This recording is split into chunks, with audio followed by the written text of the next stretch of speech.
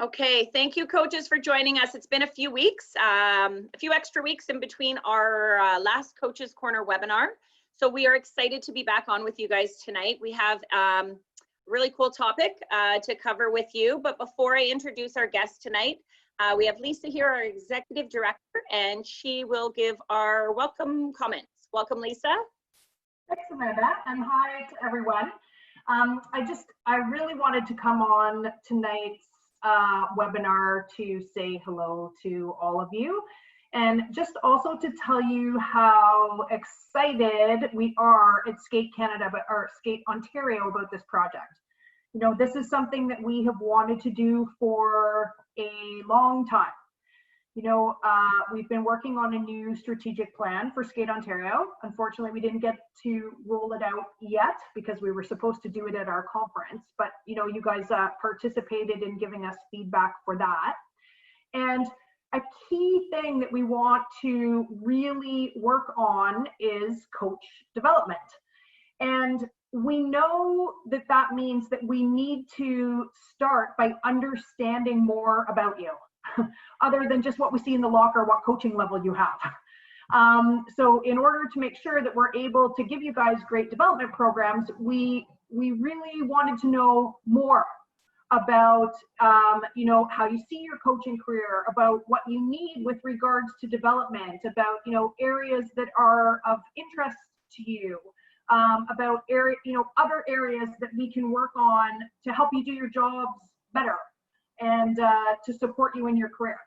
And so we're so excited to have started this project with the research team at Brock University, because obviously they bring a super awesome experience that we don't have. So really happy about that. And I just want to remind everybody, you know, tonight's call, we haven't asked you guys onto this call tonight to ask you for program feedback.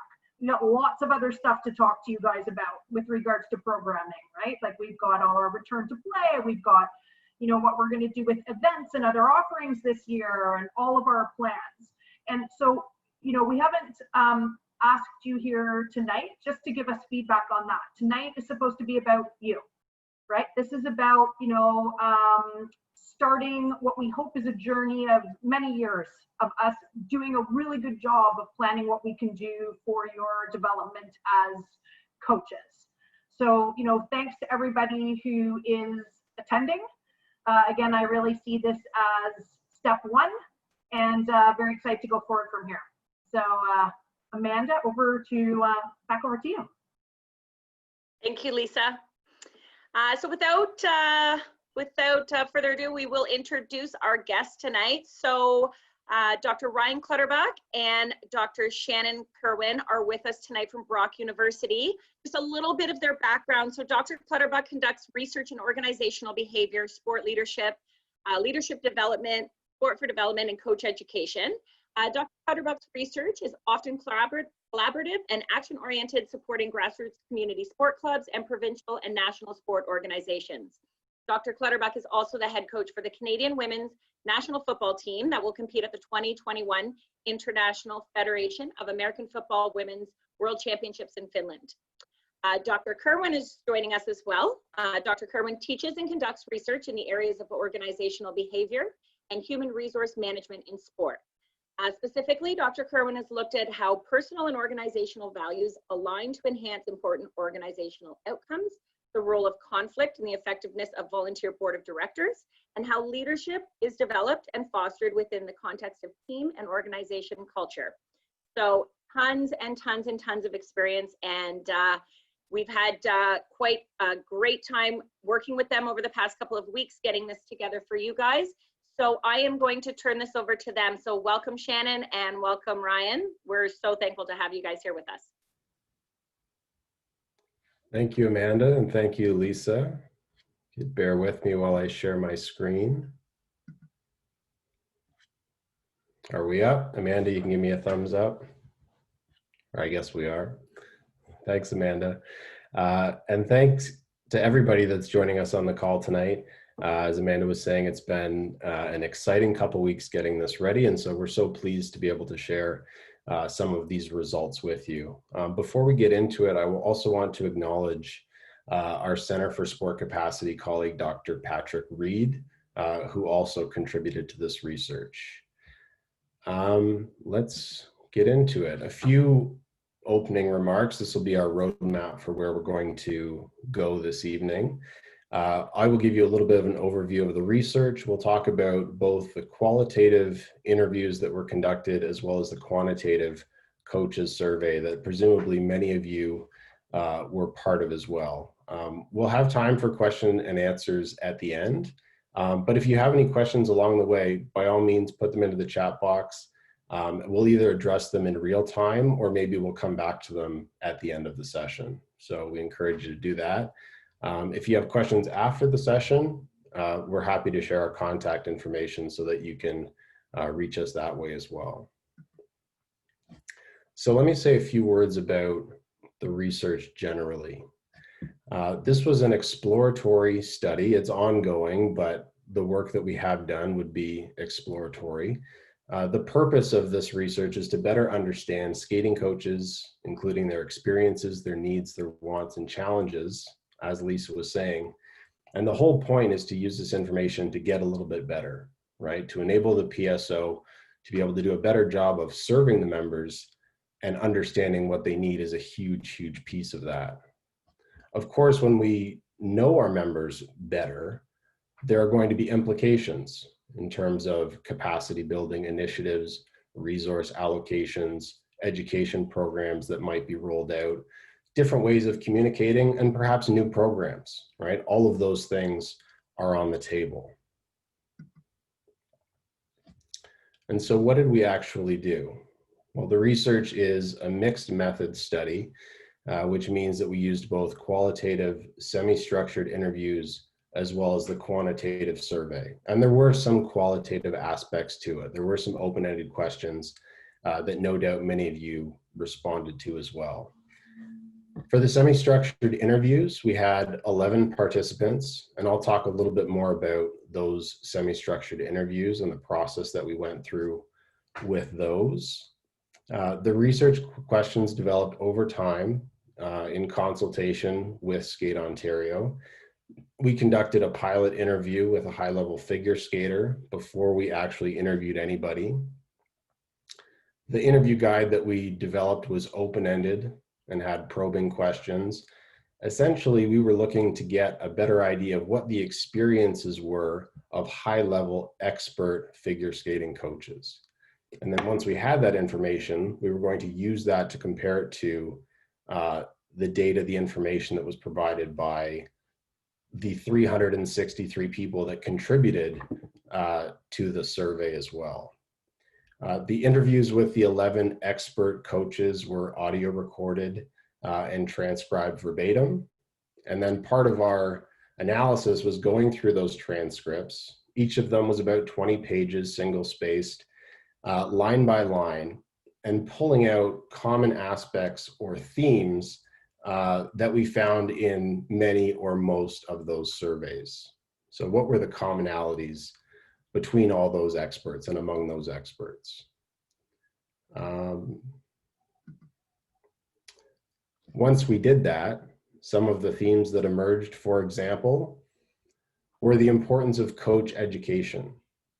And that included both informal and formal processes. So formal processes are like NCCP workshops, anything that is follows a structure. Whereas informal education is going to seminars, not necessarily tied to a certification, but coaches indicated that those were going to be very, very important as part of their development. And I'll give you an example of a quote from one of the experts that we talked to.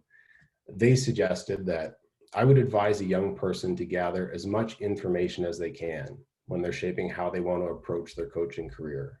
And I know we're obligated to do certain things to maintain our eligibility on our staff, but I would really encourage people to continue their education, to always be listening to other coaches and other ideas.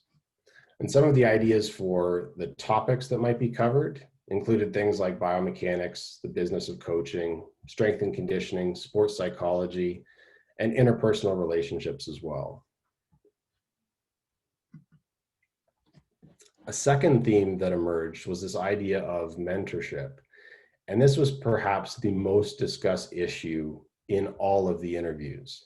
And interviewees indicated that the importance of mentors, whether through formal programs or informal connections, were just so important to them. As we'll see later on in the presentation, these feelings were shared by many folks as part of the survey as well. And there was an interesting comment that came out of one of the interviewees as well that talked about the importance of not only bringing mentors into an organization to help folks, get better at coaching, but providing support for those people that might not know what they need to do to be an effective mentor, and also support for prospective mentees to be able to ensure that that relationship is positive for both sides. Broadly, some other themes that emerged, we would classify them under the, broad headings of challenges and opportunities. There were a number of challenges, including related to, for example, the competition schedule. That was a common criticism, constructive feedback, however you want to say. Folks had some opinions about the competition schedule, as well as with respect to assessments and evaluations. And I'll give you a couple examples of what some coaches had to say. Regarding the competition schedule, for example, one interviewee said, "What's happening is coaches are having to miss work all the time because their skaters are in 10 different events. Instead of having 4 events where everybody was in one season, for example, or 5 or 6, now there's not as many. They're all split up in different areas. They're miles away from anywhere, and kids are quitting in droves." Now, that was a particularly critical comment. They weren't all quite so dire, but that's one example. With respect to the assessment and evaluation challenges, one rural coach shared, "We used to have a qualified evaluator that would come in and really test our skaters on their abilities and where they were. So it was testing us as coaches to see how well we were coaching and how this information is getting across to our students. In doing and saying that in small communities, that was a big undertaking and a lot of expense to bring an evaluator in. We don't have any evaluators here, and we're talking anywhere from 500 to maybe 1,500 for the day." Another coach, not in a rural setting, said that things have gotten crazy complicated to be a club coach these days. Really complicated. There used to be a testing system that had milestones a kid could hit, and then someone comes in and evaluates you. A skater had to learn certain dance, and sometimes, and someone comes in and evaluates you. A kid learns a certain skating skill, and someone comes in and evaluates you. Now you have to evaluate your own kid.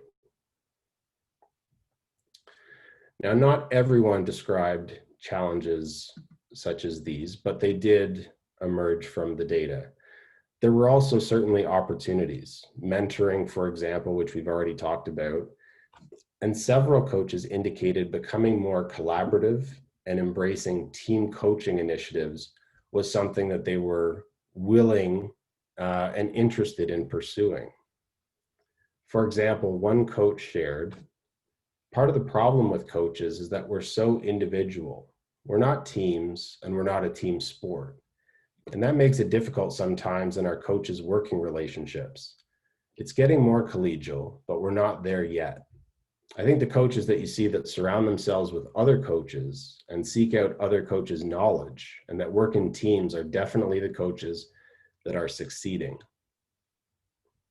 And another interviewee said, "I would love to see this. And we're doing a little bit at our skating school. Coaches and their skaters having normal training days in a general rink in a centralized area once a month. Skaters can go and train with the people they compete against. Now, it's not always the best thing because sometimes you don't want to show your cards, but seeing what the competition is doing and how hard they work, that can inspire kids and their coaches to say, okay, we're doing this and we're doing it better, or we're falling short on this." Now here I should say that, and perhaps those quotes suggest this, folks had some different interpretations of what it meant by team coaching initiatives. And so perhaps we can have a deeper discussion about what that might look like at your different areas at the end. And so with that information, with that data from the interviews, we started to put together a coaches survey. We developed the survey in concert with Skate Ontario. And basically, we were interested to know whether the ideas that came out of the survey from that expert group of coaches were shared amongst the membership of Skate Ontario at large. And at this point, I'll invite my colleague, Dr. Kerwin, to share a few words regarding the data analysis that she undertook and some of the processes that went into that. Thanks, Dr. Clutterbuck. So, hi everyone. Thank you for having me here. I have been brought in as part of the sort of analysis team. So building from the wonderful work that Dr. Clutterbuck and Dr. Reed had already done with the interview participants in developing the survey. But what I wanted to do very quickly, because I know Dr. Clutterbuck has a lot of information to cover, is just to be very clear about what we mean when we're talking about certain statistics. So for example, one, there's a lot of data here. So if you're someone on this call who filled out the survey, you'll know there was a lot of questions. We have over 300 respondents.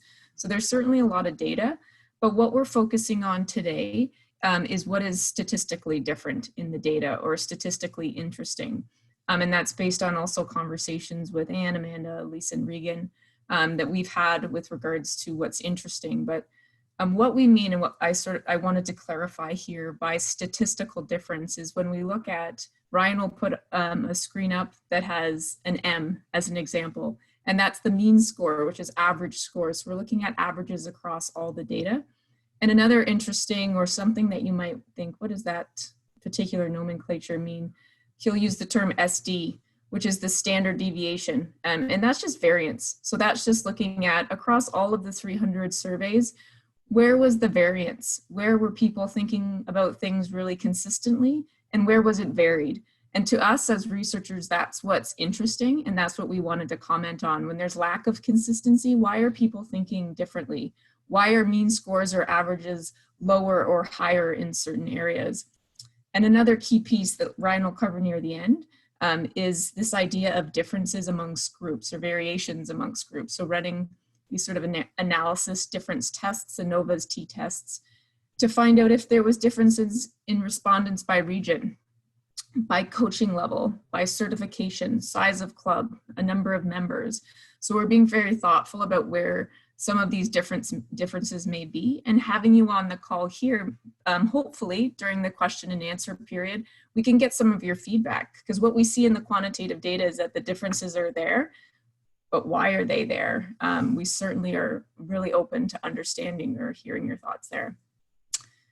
So that's a quick overview. Hopefully it'll provide some clarity in terms of some of the different pieces of information we're going to provide to you, but I'll turn it back over to you, Dr. Clutterbuck. Thanks, Dr. Kerwin.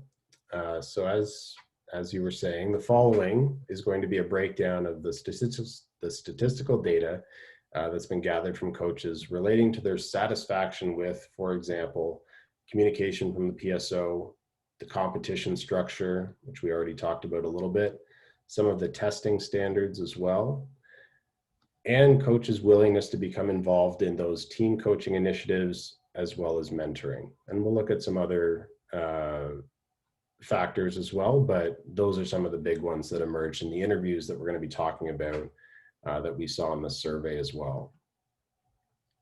So first, a few words about our sample. We had 363 participants. 91% of those identified themselves as female, 9% as male. The average age of each participant was 47, and the average years coached was nearly 24 years coaching. So when we think about, well, what are the implications from a sample that looks like that? Well, there are some positives and there are some, issues that we could talk about. We're hearing from an experienced cohort, and so that is wonderful for so many reasons. we should note that the qualitative interviews with our expert coaches were more evenly distributed amongst male and female interviewees. And with few exceptions, one of the things is we're not hearing from younger coaches. And perhaps that's not a surprise, but it's worth noting, right? There might be a separate study, or, you folks at your various clubs, as you're thinking about the data that was received, this isn't necessarily the young folks in your clubs, the young coaches, few as they may be. We have not heard from them to the degree that we would like. In terms of the levels that the coaches from the sample are working in, and there is certainly some overlap here. As you all know, you're not coaching one level, you're coaching multiple levels. The majority are working with Star 1 to 4 skaters, as well as Can Skate and Star 5 Gold. And then we see some drop off after that. So you can see the breakdown for adult skaters, competitive synchronized, performance, as well as Special Olympics there. In terms of certification, again, there's a little bit of crossover, a bit of overlap here. I believe we talked about this, Dr. Kerwin, that some folks read the question as your highest certification achieved, whereas others indicated all of the certifications that they'd achieved. And so you can see the breakdown there.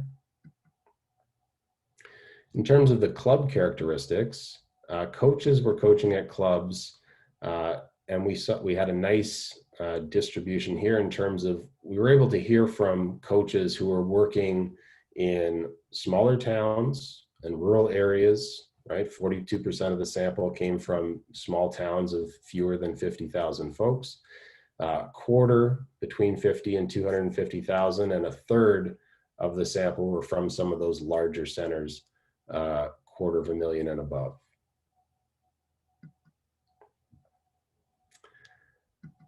In terms of the club characteristics, coaches from our sample, 10% of them, 9% of them, were at very small clubs, right? And then for the rest, you can see pretty well evenly distributed between smaller clubs to more medium-sized clubs to some of those very, very large clubs. So we were able to hear from everybody, which was wonderful.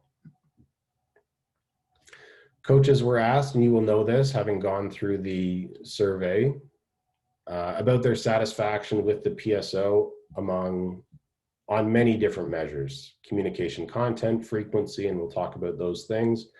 Coaches were asked about the specific needs at their skating schools, and you provided some feedback with respect to the competition structure, testing standards, and mentorship as well. So starting with some of those satisfaction results, generally these are good news slides from the PSO's perspective. In terms of the communication and content that was received from the PSO, 82% of the coaches indicated that they were satisfied with the content. That is a high number, and so that is certainly great to hear. But that wasn't necessarily the case, or it wasn't as good of news for everybody. And so one of the distinctions that we're able to see is between the more densely populated clubs and the more rural clubs. So if we look at, as a percentage of participants who were not satisfied with the content of communication from the PSO, it was significantly less in those rural areas. And so in those places where there were 10,000 or fewer populations, 26% of those coaches indicated that they were not satisfied with the content of communication. And some of the contents around, well, what do you do if you're not getting what you're looking for from the PSO? You're relying on folks that are near to you, word of mouth. In terms of club size, the differences weren't quite as dramatic, but they were still significant. We also saw a difference in terms of the percentage of participants from clubs from 200 to 499 members who were not satisfied with the content and frequency of communication, as well as from those larger clubs of 500 members or more were not satisfied with the frequency of communication.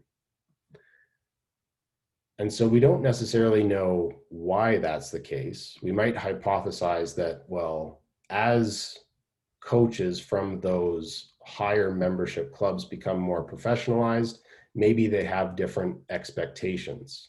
But I'm thinking out loud here, you would be better equipped to tell us why that is the case.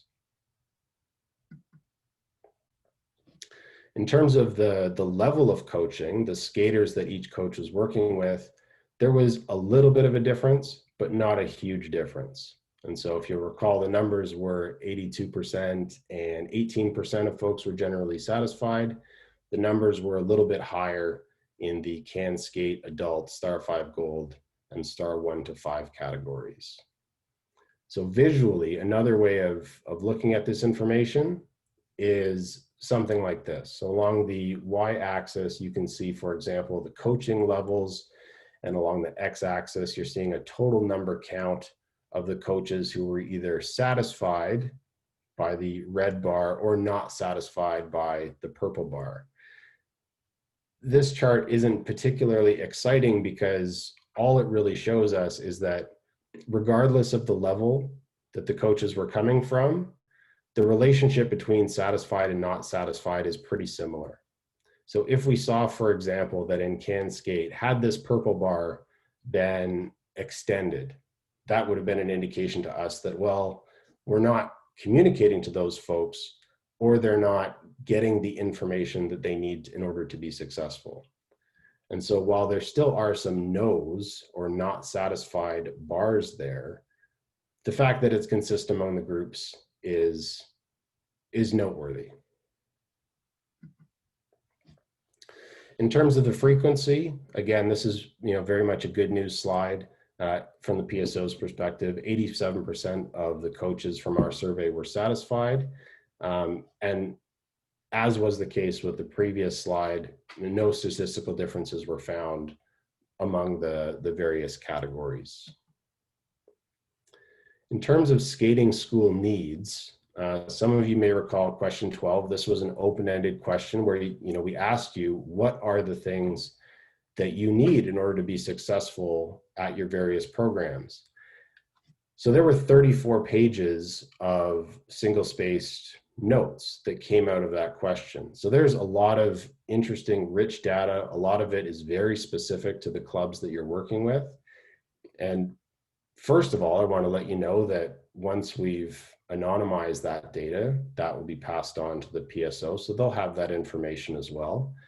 Some of the major themes that came out of that perhaps are not surprising. Ice time is a huge issue. Also volunteer support, and some of that is tied in with retention. We're losing great people, and so what can we do to encourage them to stick around? There were a lot of comments about having to educate the board or provide some sort of board training, because for a number of folks, the headaches associated with having to deal with your board of directors, they don't understand what you're experiencing as a coach. That was a headache for more than one, quite a few people that responded to that question as well. So that's something to think about. And also broadly, this idea of athlete retention, right? And losing skaters as they're going from one category of competition to another. There were certainly areas where, we could do better in those areas. And so I appreciate the responses to those questions. In terms of the competition structure, and we'll also talk about testing standards after that, this was an area where there was a little bit more constructive feedback that came out of the survey. And perhaps, again, I will invite Shannon to provide a little bit of explanation for what some of these numbers mean and also what they don't mean, if that's all right, Shannon. So yeah, absolutely, thanks. So the big piece here, and it comes back to sort of what we're saying with statistical differences. So here you'll see on the screen, one, that just to remind you, the scale for which we are measuring these two particular survey items was 1 strongly disagree to 7 strongly agree. If you're going back to the previous slides, we were looking at responses to other items being a relatively high mean score. So you're seeing a lot of agreement from most of the respondents in the previous slides.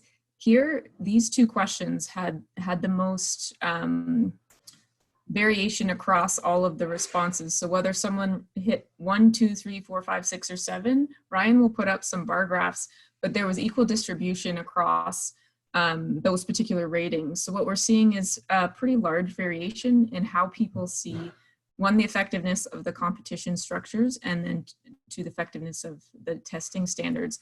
So that was really interesting to us when we're looking at this from a statistical standpoint. So again, put our research hats on, why is that happening?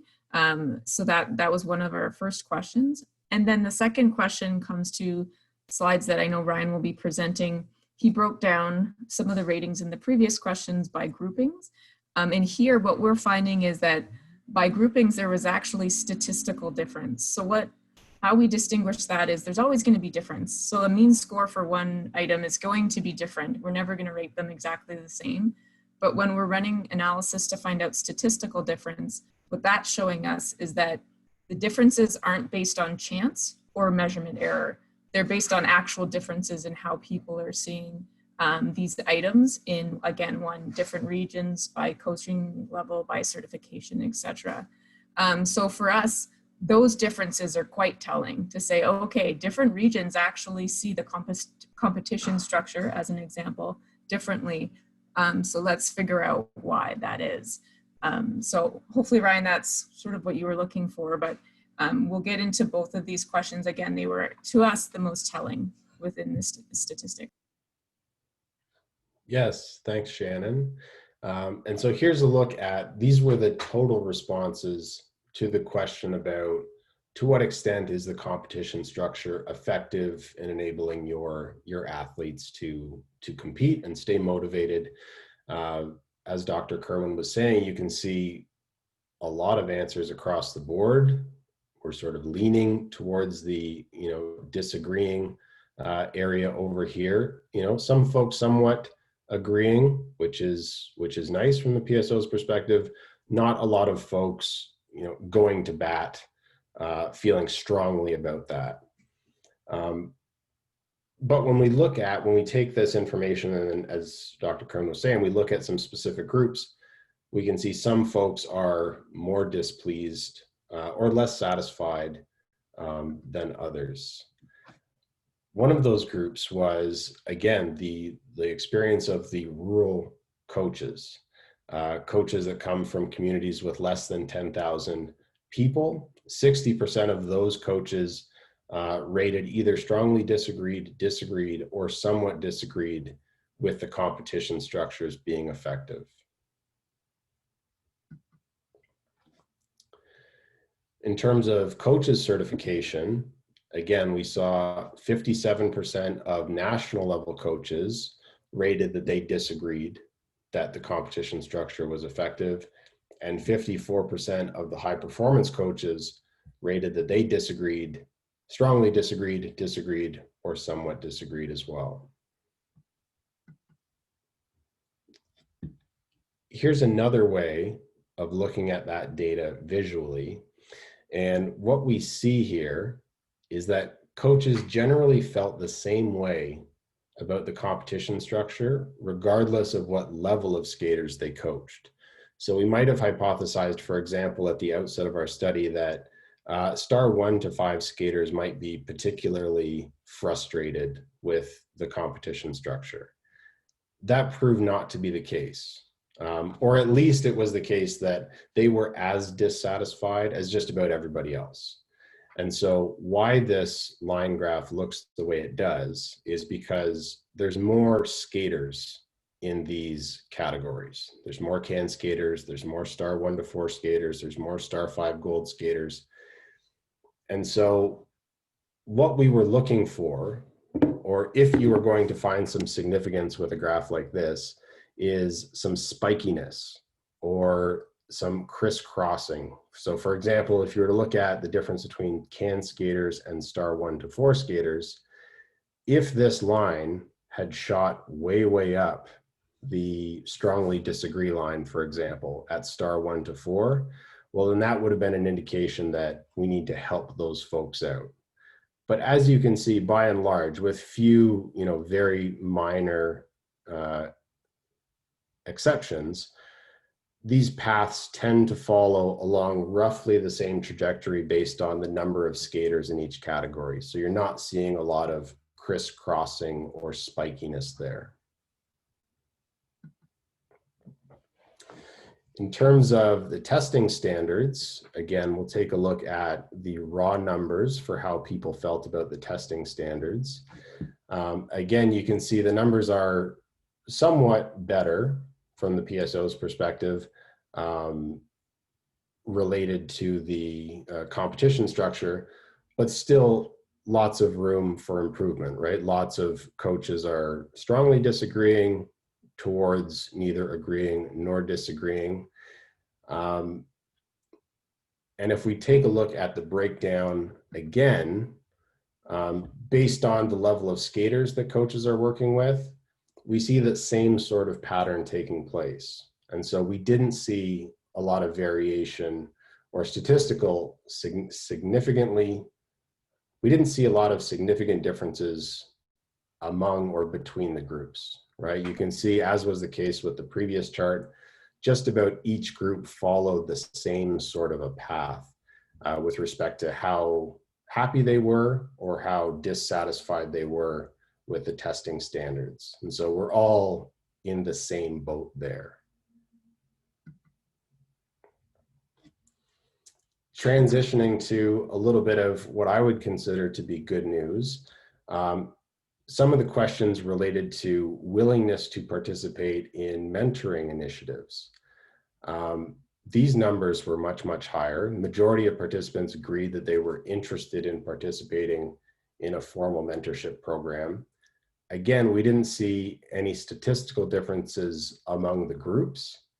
And so if we were to, again, we're sort of getting familiar now with this chart, you can see high numbers of folks. In this case, we're agreeing that we want to participate in these mentoring style initiatives, and we're not seeing a lot of difference between coaches at the various level. So again, we're all in the same boat, and everybody is feeling pretty good about those sorts of initiatives. A similar sort of chart, line graph, just based on this time looking at the coach's certification level. One of the things that we thought going into it was that maybe, some folks at the higher end, the high performance coaches, well, maybe they really want to be mentors because they see themselves in that role, or maybe there's certain groups that, want to take themselves out of these sorts of relationships because perhaps if they are not full-time coaches, or if it's not their primary way of earning money, maybe they want to take themselves out of the mentoring initiatives, but that seemed not to be the case, right? Regardless of what, how we might have grouped coaches, everybody was on the same board that they were in favor of these mentoring initiatives. And then the last point that came out of the interviews, and again, we saw in the surveys as well, and we were happy to see, was that coaches were across the board and seemed to be very much in favor of these team coaching initiatives, which is great to see. But as I said at the beginning of the presentation a little bit, what's less clear is exactly what this means. And so we heard, for example, coaches were interested in sharing ice time. And we heard that, at various places throughout the survey. We also heard that, some coaches were interested in sharing skaters with other coaches who had specific expertise that could help them achieve some new skill or milestone. But we don't necessarily know if everybody read this question in quite the same way. And so it might be interesting to hear from some of you folks, what these team coaching initiatives mean in your specific areas and what you're doing to you know, facilitate those things.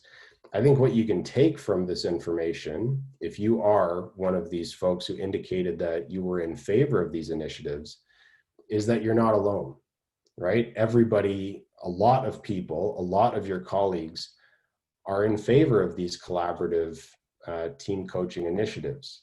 And so it might be worth investigating, well, what can we do? How can we collaborate? How can we share some resources to get a little bit better? And so I would invite you to do that. I would invite you to ask questions.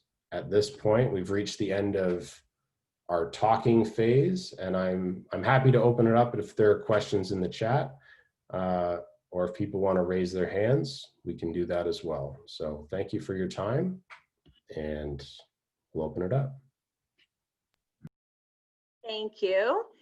So coaches, please feel free at this time to either unmute yourselves and ask questions or add any questions to the chat box. We'll give everybody a few minutes.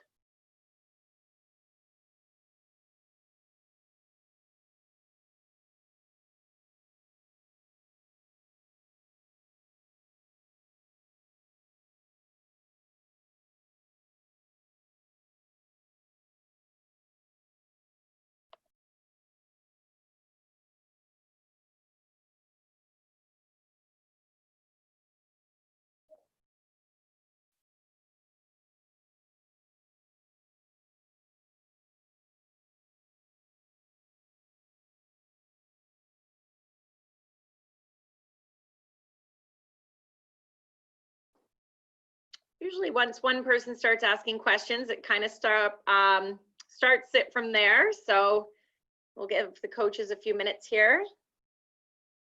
There may not be any questions. This was a good informative webinar. So there was lots of information for them to hear. Might be the type of thing that we end up getting some questions after the fact. I know Dr. Clutterbuck, you mentioned at the beginning, if there's any questions that you guys think of after the webinar is over, you can always email myself, and I will always direct that question to the correct person. So we can send them off to Dr. Kerwin and Dr. Clutterbuck.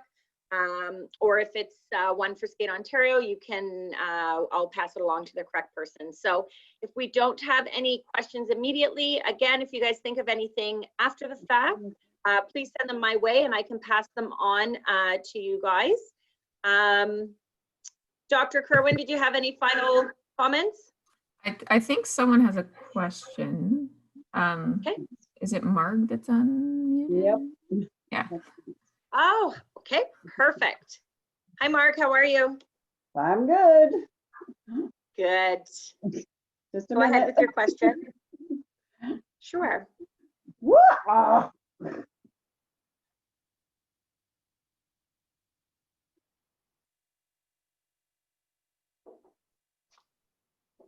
We'll just give Mark a minute here. Yeah, okay. There. Send.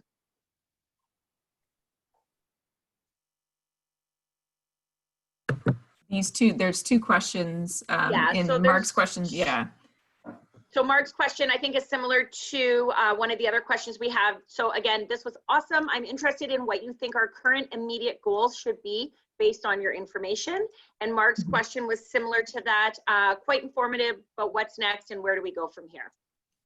I'll provide a quick response and I'll turn it, Ryan, I'll give it to you as well, just to shoot your opinion. But for us, it's really following up. So I think maybe, Amanda, what you're saying here is if anyone has some comments or questions afterwards, to provide us some feedback. For me, as I stated, one of the most interesting pieces here was quite a high variance in the satisfaction with the testing standards and competition structure. And for us, that's more even just give us some feedback, because I know that question was even double barreled. Is it effective to motivate, or is it effective to develop your skaters? So maybe as you're filling out that survey, you're thinking, well, you know what, it kind of motivates my skaters, but it doesn't really develop them. And that's what we want to hear, so that we can maybe make some more recommendations moving forward, because now we understand there's a variation in how you feel about the competition structure and testing standards, but we don't really know much more than that. So now that you've digested some of this information, is potentially providing some insight into why that might be. So for me, that would be really interesting, but I know Dr. Clutterbuck, you might have some other ones as well. Yeah, I think one of the challenges with answering a question like that is recognizing that you are the experts, right? Like all of you, the coaches that participated in the survey, we were so thrilled to be able to compile some of this information, but you know better than we do what's going on in your clubs. And so while we thank you for sharing that, it's going to be up to the PSO as well as the member clubs and everybody that's on this call. Well, what do you do with this information? I'll give you just a quick example just for fun without committing anybody to, allocating resources or anything like that. But you look at some of the, dissatisfaction at the rural clubs, for example. And so, well, perhaps that's not a surprising finding, and perhaps that would come out in any number of PSOs that we might talk to. The question now is, now having that information and knowing what we know, the next time something comes up at a strategic planning meeting around, are we going to provide bursaries for evaluators to go to these places, or try to, offset some of those costs for those people, understanding what a hardship it is, are we willing to, go that extra mile for those folks? Right, to understanding that they're facing, unique challenges, but that we want them in our competitions for a million different reasons. What are we as members of Skate Ontario going to do for those folks? So that's something that I'm thinking about when I look at, the totality of the research and we put together is, what changes are we willing to make as a result of these things? Yeah, and if I can build on that. Oh, sorry, go ahead. No, go ahead, Dr. Kerwin. You go first, for sure. So one of the other pieces, it's just another like, as we're sitting with this data, and again, you all are the experts. So these are your clubs and you're doing such a wonderful job. And I think the biggest, even from the start of the presentation, when we talk about the participant profile, one of the things that was highlighted was that the population of survey participants was more experienced coaches. And then we also are seeing a connection with the data to now some individuals are suggesting that they'd be willing to engage in mentoring. So I think one of the gaps that we acknowledged was this may not be reflective of everybody, but we do see a relatively older population in terms of those individuals who may at some point in the near future be moving out of coaching. And are we doing the job that we need to do to recruit new individuals into these positions? And then could we use the mentoring piece to do that? Because now we're connecting some of the things that we're seeing in the survey. So that's just a way of looking at what can be done next, is where might there be some gaps, and then how can we use what we found in the survey? Again, team coaching, mentoring, those were of interest. So how can we strategically use those initiatives to maybe address some of what we have as concerns, particularly just even resourcing? How can we be crafty or savvy in managing resources if we're willing to engage in something like team coaching? So just some ideas as we look at it. Yeah, and just building off of that last point about team coaching, that was a finding that, at least for me, was the complete opposite of what we'd expected. We heard from a number of different people that, because it's a business, coaches may be protective of their skaters, they might be isolated, they might be siloed, and so I'm going into talking about some of these initiatives with that frame of mind that I'm expecting a lot of conflict. And actually what I found was quite the opposite.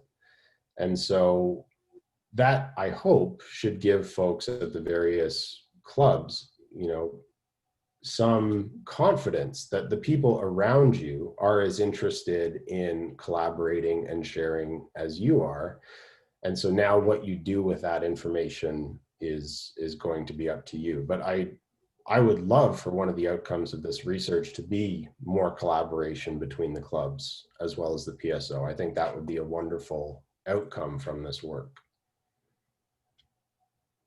I agree. And I think what we found in a number of the conversations we had with Dr. Kerwin and Dr. Clutterbuck, that we found that each sort of topic, then we thought of more questions, how we could dig a little bit deeper, right? So I think what possibly could come of this is digging a little bit deeper into these different topics and going back to our coaches and going back to our group and kind of trying to get more input from them. And as you guys both mentioned, you know, they are the experts. So we're really looking to them to even divulge a little bit further into these topics.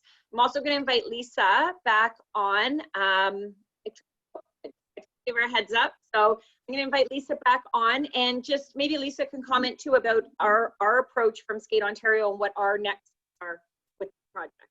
Yeah, I think the most important thing, obviously we embarked on this because we were, you know, we were told lots of stuff about, you know, the coaching community and, you know, what you believed in and what you wanted. And, you know, we knew we were short on information. So I think it's important for the coaches to know that this is, you know, this is now new, you know, all this data that's coming in, you know, it's super exciting because it sparks lots of thinking for us about where to go from here, but it's still new. So we don't have specific, what are we going to do next steps laid out yet, because we're still just receiving this information too. And obviously the whole point in us partnering with Dr. Kerwin and Dr. Clutterbuck is to make sure that we weren't assuming what, you know, what coaches wanted, and that we wanted to hear from you first before we made more plans. I will say things that we are, certainly one thing that we are looking at, I would say much sooner than later, really exploring, is what could we do for a mentorship program? Because, you know, even right now with everything, you know, going on in our world and COVID-19, you know, that is a program that we could really think about and start to work on regardless. So that is for sure one thing that we, you know, that in our discussions, we've been talking about looking at sooner than later.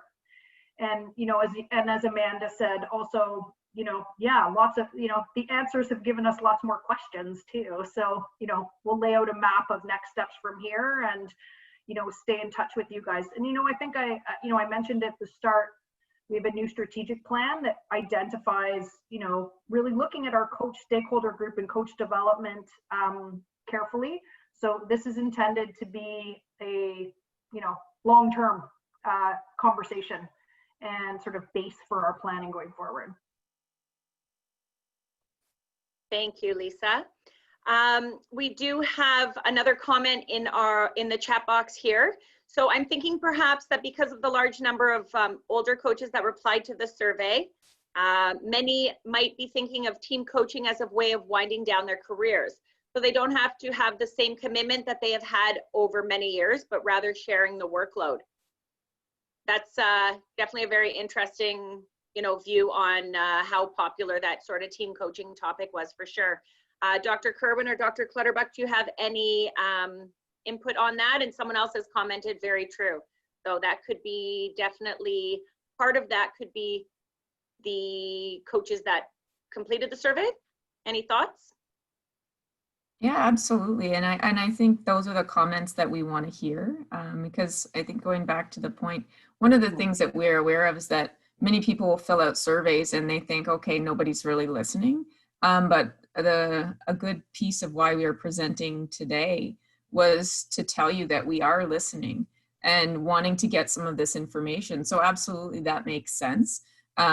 Team coaching in its essence is collaborative, and it's a way to engage with someone as you are leaving, whether it's coaching a profession, as it were. So absolutely, that makes perfect sense, and it looks like at least two folks are agreeing with that. So it's certainly a good explanation for why that might be.